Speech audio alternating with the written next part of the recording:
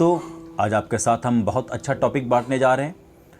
परमेश्वर के वचन से आप अपने आप को जांचे, कहीं आप जादूगर सैमोन तो नहीं। जी हाँ दोस्तों, आपने सही सुना। क्या आप जादूगर सैमोन तो नहीं बनते जा रहे धीरे धीरे? दोस्तों, मैं ये बात इसलिए कह रहा हूँ क्योंकि बहुत सी कलीसिया के लोग जादूगर सैमोन से उनका स्वभाव होता जा रहा है। मैं ये इसलिए कह रहा हूँ क्योंकि बहुत से लोगों से मैंने सुना कि तुम मेरे यहाँ आओ, तुम चंगे हो जाओगे। तुम फला जगह अब तक गए, अब तक चंगे नहीं हो पाए हो।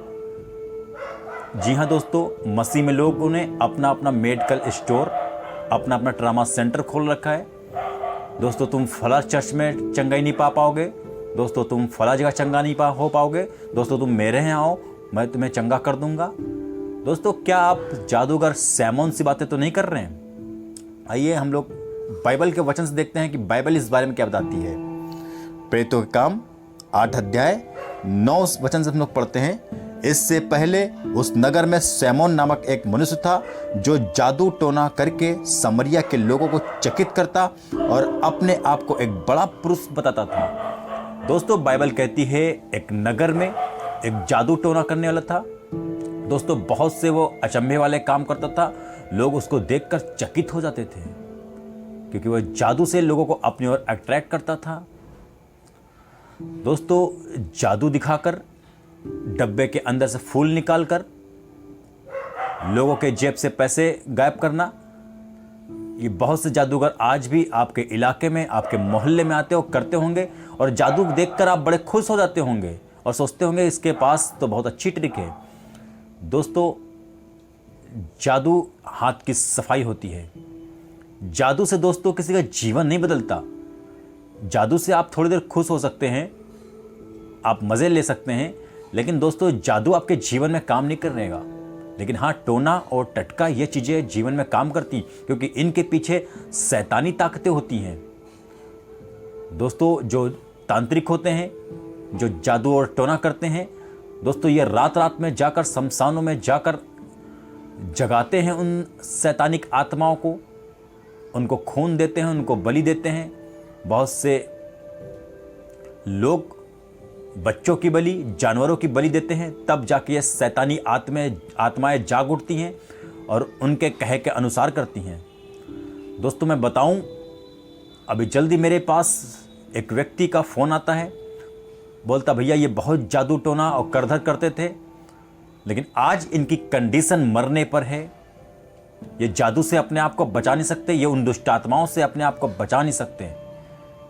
याद रखिए दोस्तों, दुष्ट आत्माएं कुछ दिन तो आपके साथ जादू और टोना कराएंगी तो आपको तो बड़ी प्रसिद्धि मिलेगी, लेकिन वे आपकी जान के पीछे पड़ जाएंगी, आपके शरीर के पीछे, आपके परिवार के पीछे पड़ जाएंगी, आपके धन के पीछे, आपके सुख और चैन के पीछे पड़ जाएंगी। सैमोन नाम का जादूगर था, लोगों को चकित करता था अपने अद्भुत अद्भुत काम दिखाकर। लिखा है, छोटे से बड़े तक सब उसका सम्मान करके कहते थे, यह मनुष्य परमेश्वर की वह शक्ति है जो महान कहलाती है। दोस्तों, नासमझी वाली बातें लोग जादू देखकर करते हैं क्योंकि लोगों ने अभी तक असली जादू नहीं देखा। दोस्तों, जिस दिन असली जादू से जिसका सामना होता है ना, वह उसके चरणों में गिर पड़ता है। और जादू नहीं, आश्चर्य कर्म, अद्भुत कर्म जो आपके कानों ने अभी तक नहीं सुने। किसी का कैंसर ठीक हो गया परमेश्वर की सामर्थ्य से, ये आपने नहीं सुना। कोई लंगड़ा चलने लगा, ये आपने नहीं सुना। ये आश्चर्य कर्म है जब, क्योंकि मेडिकल साइंस भी जब हाथों को खड़ा कर देती है कि तेरी किडनी अब नहीं बन सकती क्योंकि वो 100% डैमेज हो गई है, वहां परमेश्वर अपने अभिषेक के द्वारा अद्भुत और आश्चर्य काम कराते हैं। दोस्तों, यह है सामर्थ परमेश्वर की। जादू से किसी की किडनी नहीं बन सकती, जादू से किसी की बीमारी नहीं दूर हो सकती। जादू और टोने से सिर्फ घरों में बुराइयां, लड़ाई झगड़े आपने सुने होंगे अभी तक के। कि लोग जाते होंगे, वो कहते हैं फला व्यक्ति घर में लड़ाई लगवा दो, फला घर व्यक्ति के जाना, वो पढ़ कर देते हैं, जाकर कांटा उनके घर में लगा दो तो उनके घर में लड़ाई चलने लगेगी। फला व्यक्ति की ये कर दो तो मूड निकाल दो तो वह बीमार पड़ जाए। दोस्तों, ये होता है जादू टोना, और यही काम सैमोन जादूगर करता था। दोस्तों, तांत्रिक से और जादू से किसी का जीवन बदल नहीं सकता, ना उसके जीवन में कोई खुशहाली आ सकती है। खुशहाली तो सिर्फ परमेश्वर की सामर्थ्य से आती है। और आज आपको हम बताएंगे, आप अपने आप को जांचे, कहीं आप भी जादूगर सैमन तो नहीं बनते धीरे धीरे जा रहे मसीह में। परंतु जब उन्होंने फिलिप्पुस का विश्वास किया, जो परमेश्वर के राज्य का यीशु के नाम का सुसमाचार सुनाता था, तो लोग क्या पुरुष क्या स्त्री बपतिस्मा लेने लगे। तब स्वयं ने स्वयं भी विश्वास किया और बपतिस्मा लेकर फिलिप्पुस के साथ रहने लगा। वह चिन्ह और बड़े बड़े सामर्थ के काम होते देखकर चकित होता था। दोस्तों, परमेश्वर की सामर्थ से, परमेश्वर के प्रेरित, परमेश्वर यीशु मसीह के चेले किसी पर रुमाल डाल दे, जो भयंकर बीमारी में है वो उठ खड़ा हो, जो जन्म का लंगड़ा था वो उठकर चलने लगा। दोस्तों, ये होती है परमेश्वर की सामर्थ। और इसको देखकर वो जादूगर सैमन ने भी विश्वास किया, परमेश्वर के नाम का बपतिस्मा लिया और उनके साथ रहने लगा। लेकिन दोस्तों, इसका हृदय नहीं बदला, हृदय परिवर्तन इसका नहीं हुआ। यह जादू से भी पैसे कमाता था और यहां भी अपनी गणित लगा रहा है। हालेलुया।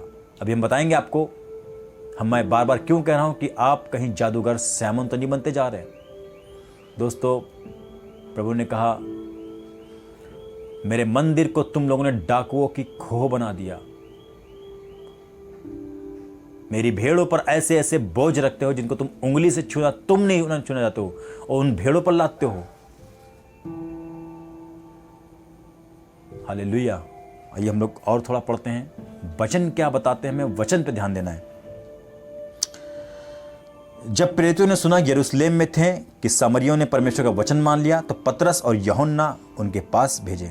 उन्होंने जाकर उनके लिए प्रार्थना की कि वे पवित्र आत्मा पाएं, क्योंकि वह अब तक उनमें से किसी पर ना उतरा था। याद रखिए दोस्तों, पवित्र आत्मा आप विश्वास कर लेते हैं, बपतिस्मा लेते हैं, लेकिन पवित्र आत्मा आपको जब मिलेगा, जब कोई पवित्र व्यक्ति परमेश्वर के साथ चलने वाला आपके लिए प्रार्थना करेगा, आप पर अभिषेक करेगा, तब आपको पवित्र आत्मा मिलेगा। और यह देख कर कि तब उन्होंने उस पर हाथ रखे और वे पवित्र आत्मा पाया। लेकिन जब सैमोन ने यह देखा कि प्रेरितों के हाथ रखने से पवित्र आत्मा मिलता है, कैसे उन पर सामर्थ आ जाती है, इसके माइंड में जाग उठा जादू टोने वाली बातें कि मैं इस जादू से भी अब पैसे कमाऊंगा, मैं यीशु की सेवा करके पैसे कमाऊंगा। हालेलुया। प्रभु के प्रचार को आप व्यापार ना बनाएं।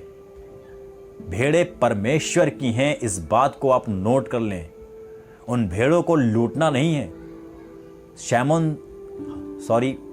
पतरस से यीशु मसीह ने कहा, मेरी भेड़ों को चरा, मेरी भेड़ों की अगुवाई कर, मेरी भेड़ों की देखभाल कर। आज क्या होता है, यीशु मसीह ने कहा मेरी, और लोग कहते हैं मेरी, ये मेरी, वो मेरी, तू मेरी, सब मेरी, उस चर्च की मेरी, इस चर्च की मेरी, सब मेरी। क्या आप परमेश्वर के वचन का व्यापार कर रहे हैं? अगर कर रहे हैं तो आपकी भी हालत जादूगर सैमन से होने वाली है। हालेलुया। प्रभु के वचन में लिखा है, जो वेदी की सेवा करते हैं, अपना सारा काम काज छोड़कर लोगों को सिखाने में रहते हैं, वो सिर्फ और सिर्फ परमेश्वर की सेवा पर निर्धारित है, उसकी वेदी पर निर्धारित हैं। उनकी जीवन की शैली, उनके जीवन का जो जरूरतें पालन वे वेदी से खा सकते हैं, जो कोई काम काज नहीं करते हैं।